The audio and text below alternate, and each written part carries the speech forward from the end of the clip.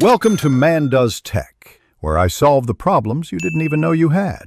You begin by collecting the essential evidence: the invoice, account number, and payment proof.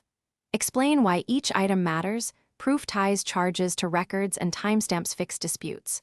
Once done, log into the billing portal and open the specific invoice thread so you can act immediately. Make sure to flag the transaction for review and note any concurrent refunds or credits, because reconciling those prevents duplicate adjustments and speeds resolution.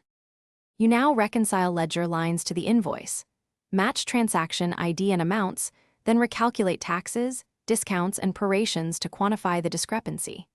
As you work, document each step with screenshots and timestamps, because clear evidence reduces back and forth. Once you have a concise summary and discrepancy amount, submit a support ticket or contact billing ops. Include the timeline and evidence so they can route it to the correct team without delay. You complete the fix by applying the appropriate correction, credit, refund, or adjustment, and record the change ID and approver.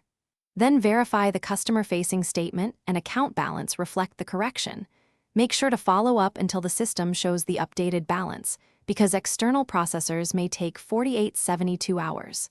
Finally, monitor the account for 7 days to catch automated retries or chargeback activity. If the issue recurs, escalate with the recorded change ID to avoid repeating work. Thanks for watching. If you found this helpful, don't forget to like and subscribe.